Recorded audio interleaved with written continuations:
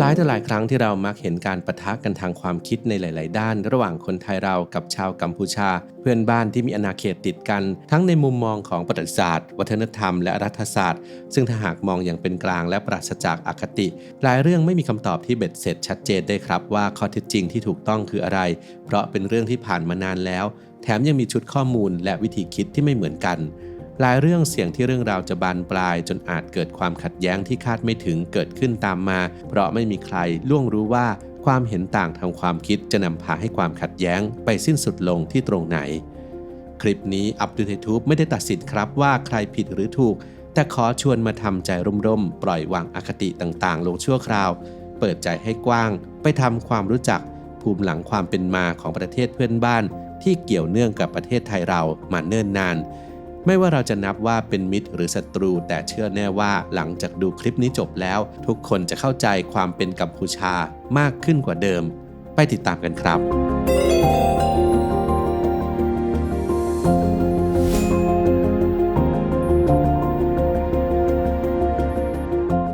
1. ชาวกัมพูชาราว 65% อายุน้อยกว่า 30 ปีฟังดูเผินๆอาจรู้สึกว่านี่เป็นข้อมูลด้านประชากรศาสตร์ทั่วไปแต่ที่จริงแล้วตัวเลขนี้บ่งบอกถึงภูมิหลังความเป็นมาและสามารถคาดการณ์ถึงสถานะทางเศรษฐกิจในอนาคตได้อย่างน่าสนใจปัจจุบันกัมพูชามีประชากรประมาณ17ล้านคนราว1ใน3หรือ 65% อายุยังไม่ถึง30และอายุเฉลี่ยของประชากรทั้งประเทศอยู่ที่26ปีเท่านั้นครับเปรียบเทียบให้เห็นภาพประเทศไทยนั้นมีประชากร71ล้านคนอายุเฉลี่ยอยู่ที่40ปีมากกว่ากัมพูชาถึง14ปีและ 20% หรือ1ใน5ของคนไทยเป็นผู้สูงอายุคือ60ปีขึ้นไปในเชิงเศรษฐศาสตร์นั้นหมายความว่าในอนาคตไทยเราขาดแคลนแรงงานและต้องใช้งบประมาณจำนวนมากไปกับการดูแลผู้สูงอายุส่วนกัมพูชาจะมีประชากรในวัยทำงานจำนวนมากที่เป็นแรงงานและเป็นกำลังสำคัญในการขับเคลื่อนเศรษฐกิจพัฒนาประเทศอย่างต่อเนื่องไปอีก 20-30 ปีสาเหตุสำคัญส่วนหนึ่งนั้นมาจากยุคเขมรแดงที่พรรคคอมมิวนิสต์กัมพูชาปกครองประเทศในช่วงปี 2518 ถึง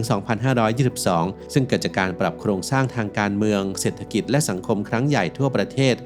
ภายในเวลาเพียงแค่ 4 ปีมีชาวกัมพูชาต้องเผชิญกับความอดอยากโรคภัยแค่เจ็บอย่างหนักประชากรราว 2 ล้านคนหรือ 1 ใน 4 ของประชากรทั้งประเทศต้องเสียชีวิตลงอย่างไม่เป็นธรรมโดยเฉพาะอย่างยิ่งเหตุการณ์สังหารหมู่ใน Killing Field หรือทุ่งสังหารที่กรุงพนมเปญซึ่งทั่วโลกรุมประณามอย่างหนักนี่เป็นเหตุผลสำคัญที่ทำให้ประชากรส่วนใหญ่ของประเทศในปัจจุบันมีอายุน้อยเพราะอัตราการเกิดของประชากรเพิ่งจะกลับมาเร่งตัวขึ้นหลังประเทศได้รับการฟื้นฟูเมื่อราว 40 ปีมานี้เอง 2. นครวัดความภูมิใจสูงสุดของชาวกัมพูชา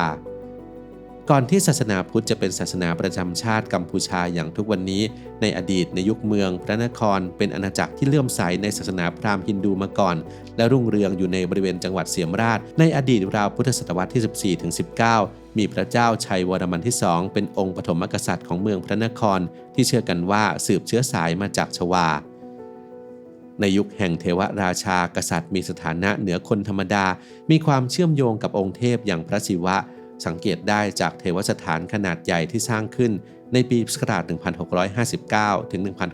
1693 ในสมัยของพระเจ้าสุริยวรมันที่ 2 ยังคงตั้งตระหง่านเป็นเครื่องยืนยันถึงความยิ่งใหญ่ในอดีตได้เป็นอย่างดีกับงานแกะสลักตระการตาที่ปรากฏให้เห็นในเทวสถานปราสาท 5 ยอดรวมถึงนางอัปสรากว่า 1,700 นางปัจจุบันที่นี่เป็นสถานที่ท่องเที่ยวที่มีผู้เดินทางมาเยือนนับล้านคนสร้างรายได้จากค่าเข้าชมปีละมากกว่า 1,000 ล้านบาทนครวัดเป็นความภาคภูมิใจสูงสุดของชาวกัมพูชา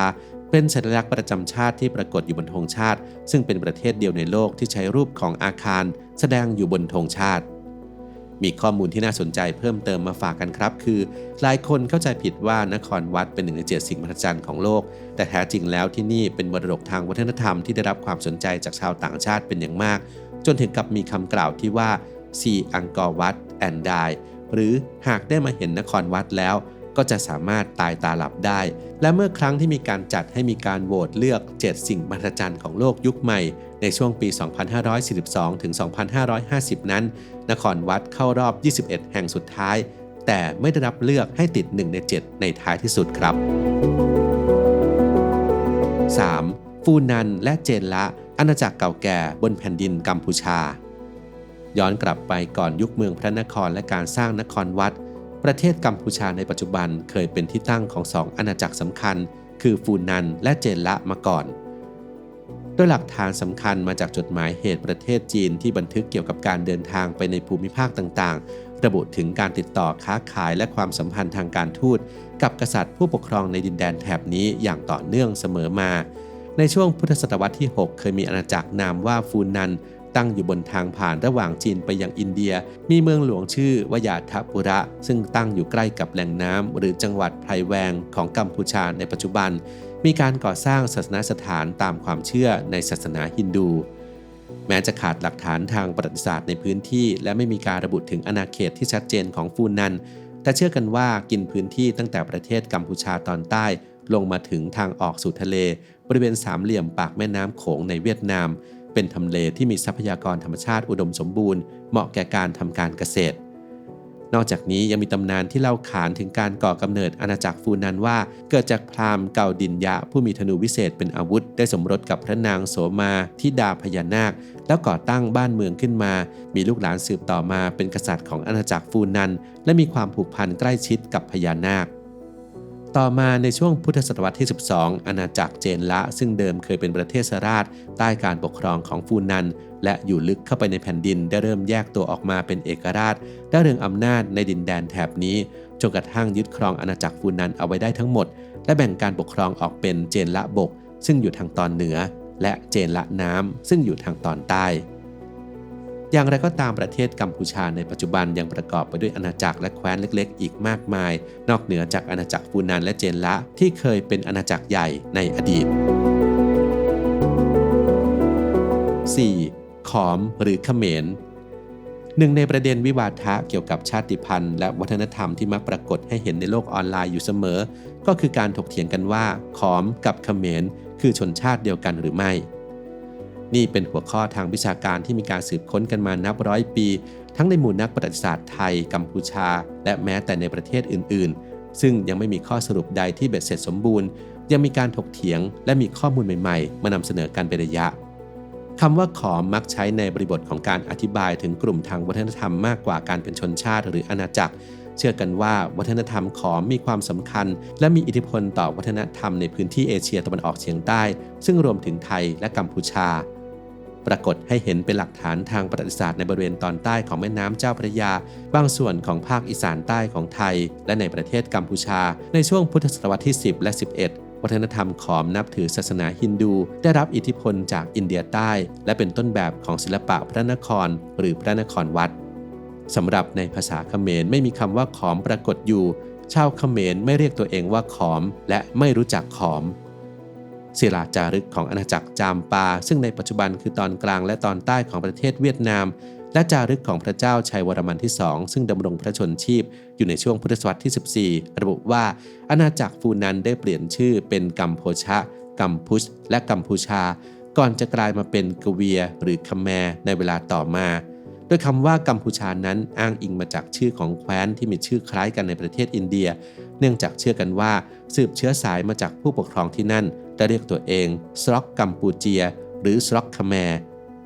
ในจารึกวัดศรีชุมจังหวัดสุโขทัยมีการกล่าวถึงขอมในฐานะของกลุ่มคนที่อาศัยอยู่ทางตอนใต้ของสุโขทัยทำให้คาดกันว่าน่าจะเป็นเมืองละโวต่อมาในสมัยกรุงศรีอยุธยาจึงค่อยมีคำว่าเขมรปรากฏขึ้นมาในวรรณคดีและยังมีการกล่าวถึงคำว่าขอมควบคู่กันไป